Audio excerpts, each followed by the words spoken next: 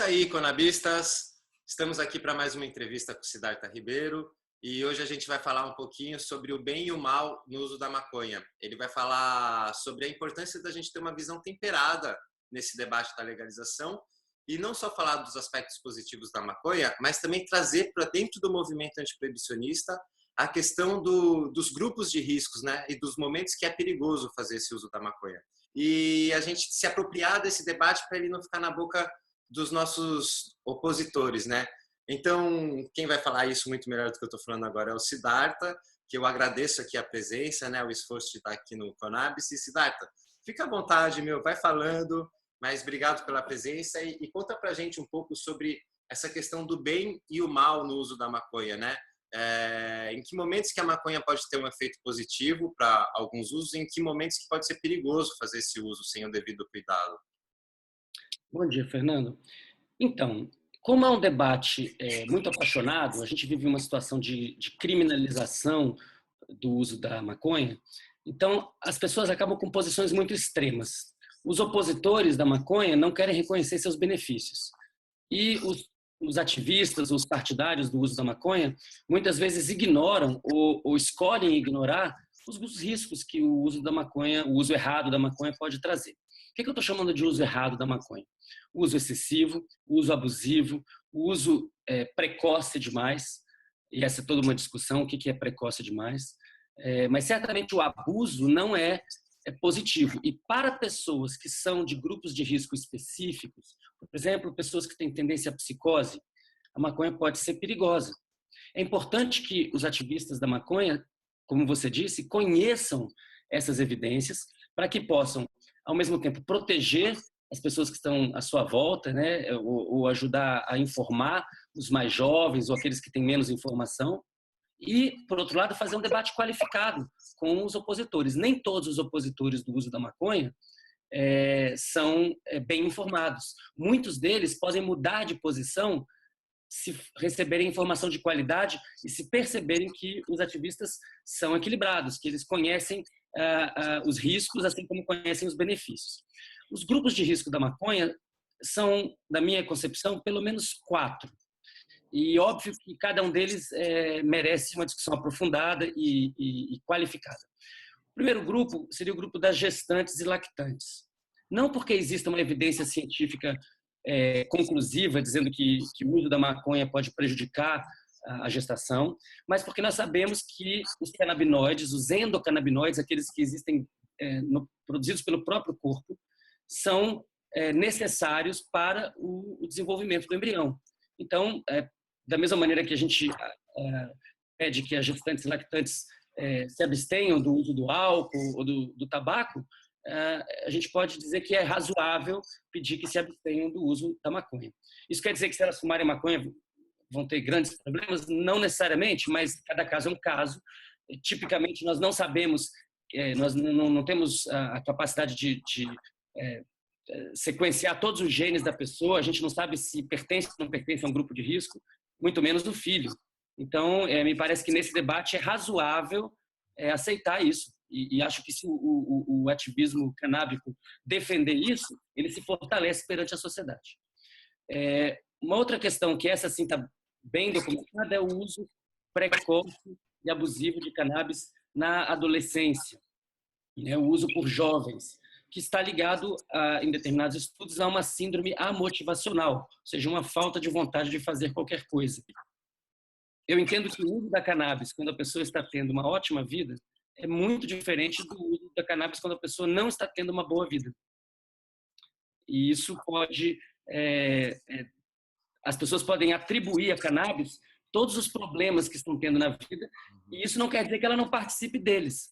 Ela pode ser parte de um complexo de problemas em que a pessoa, um adolescente que tipicamente não tem uma visão clara do que quer fazer no futuro, passe muitos anos procurando essa visão clara, e a cannabis pode participar desse quadro. E é importante que o movimento também tenha clareza disso. Cannabis não é uma panaceia, uma substância desprovida de riscos que todo mundo que é boa para todo mundo, que todo mundo deve usar a qualquer momento. Esse discurso é um discurso radical que afasta, inclusive, pessoas razoáveis no campo de lá. Um terceiro grupo que eu já mencionei aqui é o grupo das pessoas que têm tendências à psicose. Então, se a pessoa tem uma história familiar de esquizofrenia ou de transtorno bipolar, é preciso cuidado com a cannabis e é possível que a cannabis não deva ser consumida de forma alguma pela pessoa. Certamente, se ela teve um surto psicótico, qualquer psiquiatra vai dizer que não use a cannabis, e eu não sou psiquiatra, mas diria o mesmo para qualquer, com base no que eu já li, no que eu conheço, diria o mesmo para qualquer pessoa que me perguntasse. Assim como uma pessoa que tem tendência à psicose não deve fazer uso do álcool e outras substâncias. O quarto grupo que vale a pena mencionar é um pouco mais controvertido, que é o grupo das pessoas com depressão, com tendência à depressão. Por que é controvertido? Porque os estudos, nesse instante, não chegam a um consenso. Se a gente olha toda a evidência científica disponível nesse momento, parece que os canabinoides produzidos pelas plantas têm efeito antidepressivo, alguns deles, e outros não. Então, por exemplo, o THC parece atuar na direção contrária à depressão e o canabidiol aparentemente não. E certamente em quantidade alta, isso pode ser complicado. Existem evidências de que os fitocannabinoides, né, os canabinoides que vêm da planta, podem aumentar a proliferação de neurônios no hipocampo, que é uma região cerebral relacionada com memórias. E vários antidepressivos fazem exatamente a mesma coisa. A ideia, e aí talvez isso seja uma simplificação, mas a ideia é que se você tem novos neurônios sendo formados no hipocampo, esses neurônios eles vêm ao mundo, digamos, sem memória. Então, uma pessoa pronta para adquirir novas memórias. A pessoa que não tem neurogênese no hipocampo, talvez fique presa nas memórias do passado, nessa ruminação das coisas negativas do passado. Esse é o raciocínio que é feito hoje em dia, para explicar o efeito antidepressivo da maconha. Mas depende da variedade de maconha. Então, se for uma sativa, vai ter um efeito mais excitante, mais antidepressivo, mas se for uma índica, pode ter exatamente o efeito contrário. Né? Muito canabidiol, a pessoa pode ficar muito prostrada e isso pode aumentar a depressão. Bom, então é preciso que, pelo menos nesses 4 casos, se discuta em detalhes como proteger o usuário. Então, se a pessoa tiver, por exemplo, uma deficiência numa enzima chamada catecol-metiltransferase, que dificulta a metabolização de neurotransmissores, ela pode ter uma tendência à psicose. E, nesse caso, ela deve evitar o uso da cannabis. Como é que ela vai ficar sabendo disso? Bom, uma maneira seria investigar os próprios genes. A outra maneira seria, diante de uma experiência negativa, uma primeira experiência negativa, procurar ajuda profissional para saber exatamente o que está acontecendo. Isso quer dizer que toda bad trip significa que a pessoa é do grupo de risco? Não. As pessoas que não são de grupos de risco podem ter uma bad trip e fazer muito bom uso daquela experiência intelectual, psíquico, emocional, religioso, se for o caso. Mas a pessoa que é do grupo de risco, ela vai ter a primeira bad trip, ela vai ter a segunda, e aquilo pode se agravar, e isso deve ser evitado. Siddhartha, eu percebo que você coloca aí os riscos e tem muito a ver com o nosso desconhecimento até da própria substância que está fazendo uso, né? Então, a sensação que eu tenho, que eu queria te perguntar é se esse cenário de proibição está aumentando os riscos, né? Ou se não, se a proibição funciona para a gente evitar esses riscos. Se você acha que seria melhor, talvez, legalizar para a gente saber que tipo de substância está chegando nas pessoas. Você tocou num ponto crucial. A proibição aumenta os riscos enormemente, de maneira, na verdade, por um fator desconhecido. Quando a pessoa consome um produto que vem da rede do mercado negro, que é causado pelo proibicionismo, ela, na verdade, não sabe o que está consumindo, não sabe a dose, não sabe se há contaminantes, não sabe se a substância que ela busca está presente ali, se ela não está degradada. Então, o efeito de uma substância em uma pessoa, ele é produto de 3 eixos. A própria substância, que no caso do proibicionismo fica muitas vezes contaminada, degradada. O corpo que recebe essa substância, então, se a pessoa pertence ou não pertence a um grupo de risco, isso só pode aflorar num ambiente de aceitação do uso. Né? Se a pessoa usa e aquilo é perseguido, ela não vai falar para ninguém e, portanto, ninguém vai poder informá-la sobre os riscos. Uhum. Ela vai aprender sobre os riscos na boca de fumo com um comerciante de drogas que quer vender qualquer coisa e que não sabe o que está vendendo. E no terceiro aspecto, que é o aspecto do contexto social em que o uso acontece, o proibicionismo também é muito ruim, porque a pessoa sempre faz o uso num contexto de perseguição e, portanto, a paranoia faz parte da experiência, necessariamente dentro do proibicionismo. Então, nos 3 eixos, a substância, o contexto e o contexto biológico do corpo da pessoa e o contexto social em volta da pessoa, nesses 3 eixos, o proibicionismo piora tudo, aumenta os riscos. Então, só é possível proteger o usuário quando ele está muito bem informado sobre o que ele está consumindo, sobre quem é ele mesmo que consome essa substância, biológica e psicologicamente, e em que contexto ele se encontra, que seja um contexto que o proteja, e não que o exponha. Acho que é sempre importante, ao avaliar os usos positivos e os usos negativos da maconha, a gente tem em consideração esses 3 eixos que você falou, né? Não é só a droga, não é só se é maconha ou se é cocaína. A pessoa que está recebendo, o organismo que está recebendo essa droga, se ela está bem equilibrada ou está mal equilibrada, faz toda a diferença. E o local, né? Eu mesmo já utilizei drogas num local péssimo, que aquilo propiciava uma paranoia. E aí você também cuidar desse local de consumo. Acho que tudo isso é muito atrapalhado pela proibição que a gente tem, né? Porque a discussão não é franca. Não é possível ter uma conversa aberta com os jovens sobre isso. Né? Então, só a partir dessa regulamentação, dessa legalização, é que a gente vai poder realmente ajudar as pessoas a fazerem um bom uso. Um uso no momento adequado, com as pessoas adequadas, no momento de vida adequado, na dose adequada, com as substâncias adequadas. A cannabis contém dezenas de canabinoides e terpenos, então, mesmo que ela não esteja contaminada com nada, a pessoa saber que usou maconha quer dizer muito pouco. Ela pode ter efeitos completamente diferentes dependendo da maconha que utilizou. E aqui, Siddhartha, eu fico pensando, talvez o pessoal lá de casa possa estar bravo com a gente nesse momento e falar, poxa, o Siddhartha estuda tanto, sabe tanto dos benefícios da maconha e veio aqui falar para mim das coisas perigosas, né, e dos riscos. Então, para o pessoal de casa não ficar muito bravo, eu queria te perguntar o porquê dessa conversa sobre os riscos, né? Qual que é a importância da gente estar conversando sobre esses riscos, além de ficar naquele discurso que não, a maconha faz bem, a maconha é muito boa, a maconha é ótima. Por que falar dos riscos? Qual que é a importância disso para a gente que defende a legalização? Bom, em primeiro lugar, é proteger as pessoas próximas. Se você conhece bem os riscos, você pode se proteger e proteger os outros. Se você não conhece os riscos, você é mais um a se arriscar. Em segundo lugar, é para fazer um debate qualificado. Nós não vamos vencer esse debate demonizando o outro lado. A gente vai vencer esse debate convencendo todos aqueles do outro lado que podem ser convencidos, com bons argumentos.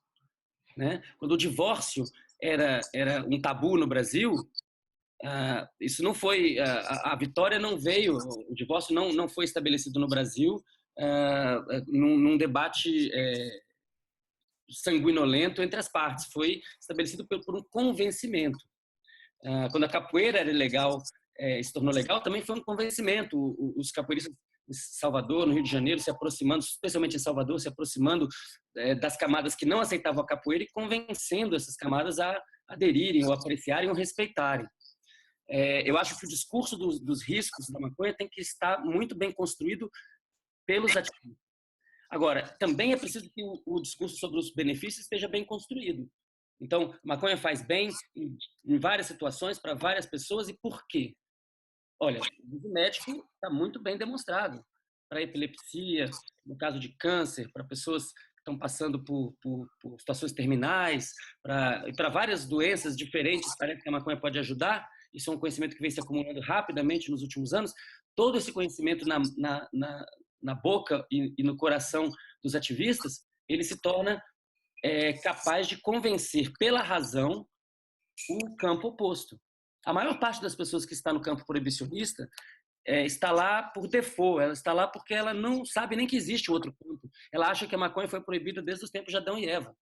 Existe uma desinformação muito grande no proibicionismo. Então, todo o argumento bem construído, lógico, baseado em evidências científicas, que os ativistas possam conhecer, é um argumento para ganhar apoiadores ou ao menos pessoas que respeitem. Eu acho que o exemplo do que aconteceu com o movimento gay no Brasil é muito interessante. Quando acontece o Gay Pride, quando as pessoas vão para a rua, não vão só os gays, vai um monte de gente que não é gay que quer apoiar. Isso também está acontecendo com a Marcha da Maconha. Então, à medida que a gente amplia a discussão, mais pessoas podem participar dela. Agora, simplesmente dizer que maconha é ótimo e não saber por que é ótimo, não ajuda em nada. Parece que a gente perde um pouco em credibilidade quando a gente vai muito apaixonado por esse debate, né? Os dois lados. E as pessoas que estão um pouco ali em cima do muro, que estão querendo ouvir os dois lados, elas ficam desesperadas, né? Eu lembro no debate lá no Senado, o Cristóvão Buarque, que é um cara sensato e que estava disposto a ouvir os dois lados, ele ficou desesperado na audiência porque as visões dos dois lados eram muito apaixonadas, muito emocionadas. E no final ele falou: gente, vocês precisam um pouco mais de diálogo do que essa briga que vocês estão fazendo aqui. Então, acho que, acima de tudo, quem sai ganhando com isso é a gente, né? Ao temperar aí os nossos discursos. Eu acho que tem que ficar bem claro para quem participa do movimento canábico o seguinte: o debate no campo da razão já está ganho. O proibicionismo não funcionou e a cannabis, em particular, é uma substância benigna, que tem muito mais benefícios do que malefícios e que, com um pouco de cuidado, tem uso seguro na sociedade sem nenhuma dúvida. Então, não é interessante para o movimento canábico trazer esse debate para a paixão, porque na paixão ganham os proibicionistas falando que cannabis é do diabo e invocando preconceitos atávicos da sociedade brasileira. Então está no momento de um debate sereno. Deixa o lado de lá gritar e a gente vem com argumentos, com fatos. E esses argumentos e fatos vão triturar a mentira. Vão triturar. A ideia de... Há 30 anos as pessoas falavam que maconha matava neurônio. Hoje em dia está óbvio que maconha é neuroprotetor e prolifera neurônio. Então, esse debate é um debate que a gente ganha no campo da razão. Eu acho que quanto mais a gente conseguir se desprender aí dessa emoção do debate, não cair nas armadilhas que às vezes os antiproibicionistas mais apaixonados nos colocam, só tem a gente a ganhar com isso. Legal. Ao longo desse congresso aqui, Siddhartha, a gente tem falado um pouco sobre a questão da cultura de massas e o papel da mídia, da internet, dessa potencialização das nossas mensagens, tanto as nossas mensagens pelo campo antiproibicionista quanto as mensagens do campo proibicionista, né? A gente consegue atingir muitas pessoas. E esse Conabis 2015 veio um pouco para tentar se infiltrar nessa cultura de massas e espalhar essa mensagem, às vezes, para as pessoas que estão mais distantes, que não estão em cidades que têm universidades, que acontecem esses congressos presenciais com esses professores. A gente conseguir atingir o coração e a mente dessas pessoas que estão num lugar mais... uma cidade menor, ou que só estão, às vezes, assistindo a televisão ou vendo a internet um lado da discussão, a gente levar esse outro lado da discussão também para quem está nesses lugares em que não tem as universidades, porque em São Paulo, no Rio de Janeiro, beleza, a gente já vê muita gente indo na marcha da maconha, a gente já vê muita gente adentrando a defesa da legalização, mas quando eu vou na cidade pequena, no interior, o temor assim e a preocupação com a questão da maconha ainda é muito grande. Então, ao considerar essa cultura de massas e essa coisa da mensagem midiática, que às vezes vem muito limitada, recortada, eu queria saber de você se essas características dessa sociedade de massas, elas podem propiciar num cenário futuro de eventual legalização, o bom uso da maconha, né? Um uso positivo dela, ou se de repente essas mensagens limitadas, essa cultura midiática pode levar para uma tendência de aumentar os riscos e os maus usos da maconha. Ou os dois, né? Às vezes acontecem as duas coisas. Mas o que você acha?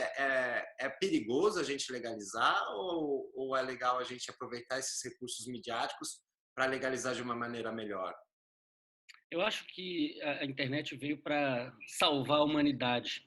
Eu acredito que é uma ferramenta que permite que a gente realmente avance, que a gente tenha uma expansão de consciência coletiva e que a gente abandone práticas nocivas para nós, para os outros, e possa viver em mais harmonia. Isso como princípio geral. No caso dessa discussão específica, é claro que a internet tem muito a contribuir, as redes sociais têm muito a contribuir para disseminar informação de qualidade.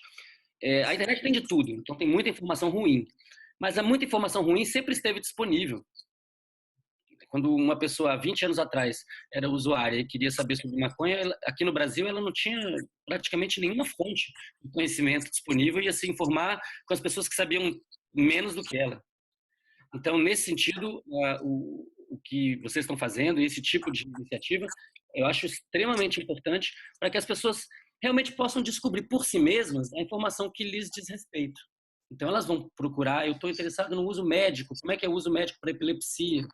O CBD é melhor que o THC e a mistura é melhor ainda? Sim, não. O princípio ativo puro é melhor do que a planta inteira é melhor? O que o Rafael Mechoulam falou, pesquisador israelense renomado? Então, a pessoa passa a ser o seu próprio professor. Ela vai encontrar na internet as informações e se formar e, evidentemente, trocar essas informações com a sua comunidade.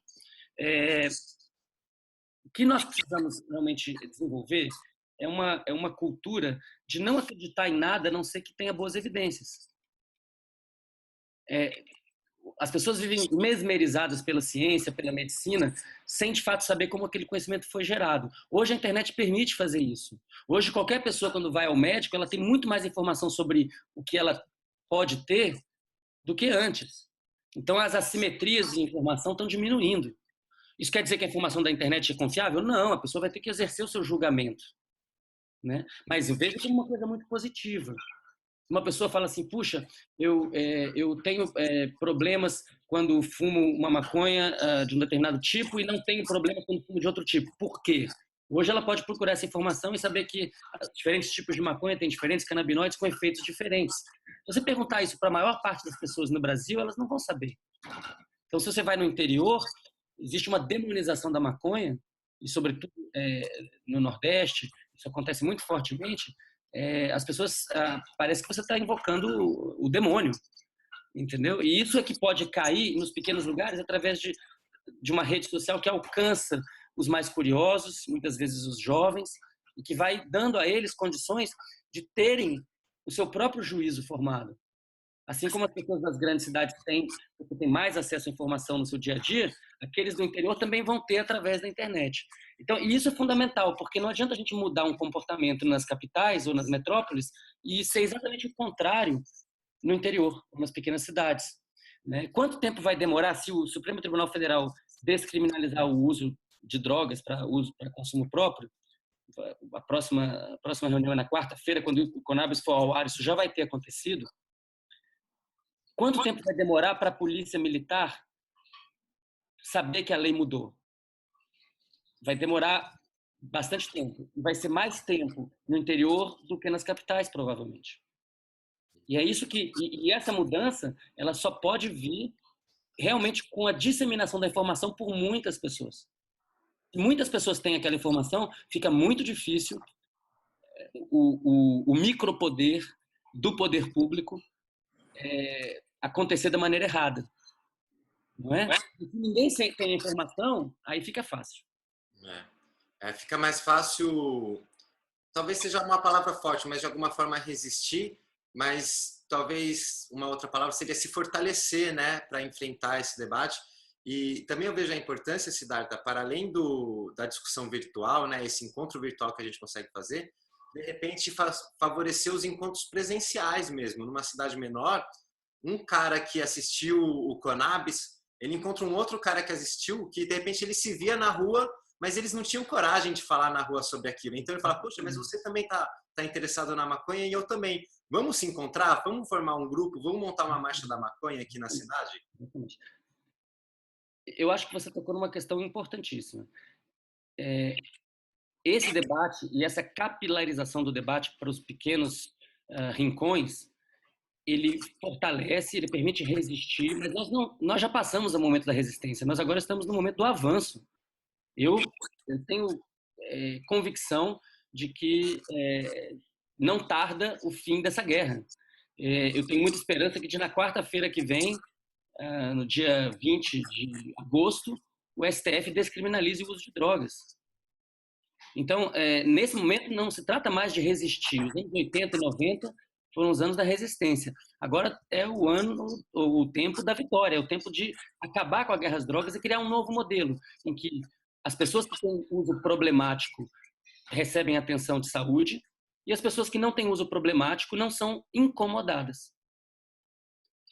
Elas recebem informação, né, que nem a gente está fazendo, e uma educação sobre drogas, de como lidar. Sobre drogas de qualidade, exatamente. Do mesmo jeito que a gente tem feito com álcool, que a gente errou a dose, né, às vezes deixou ele muito liberado demais, com as propagandas na televisão, o estímulo esportistas falando que é legal consumir, que eles ficam mais bacanas, ou a coisa da sensualidade junto com a droga, né? Aquelas propagandas de cerveja em que tem um cara lá bacana com um monte de mulher e que aquelas mulheres bonitas estão com ele porque ele faz uso do álcool. A gente errou um pouco a dose, né? E agora a gente está aprendendo a lidar com as drogas listas, uma educação de drogas, de como fazer um bom uso, que é o que eu acho que a gente precisa fazer também com as ilícitas, e só vai ser possível a hora que quebrar o tabu. Perfeitamente. Então, não, as drogas estão todas aí, elas são listas ou ilícitas porque a gente inventou isso. O que a gente tem que fazer é regulamentar cada uma delas em função do que cada uma delas pode fazer, né? O álcool é uma droga maravilhosa para fazer uma festa, mas se você colocar álcool demais, a festa vai ser estragada. Não tem droga mais perigosa socialmente do que o álcool quando é feito um uso excessivo.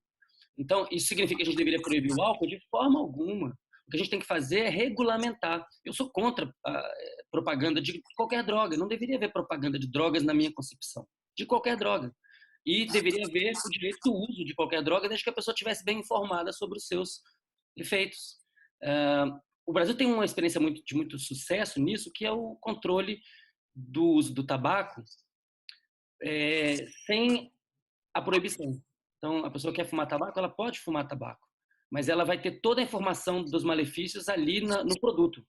E isso, junto com um cerceamento também da propaganda, da glamorização do uso do tabaco, fez com que esse uso caísse, em 15 anos, ele caiu de em torno de 45% para 17%.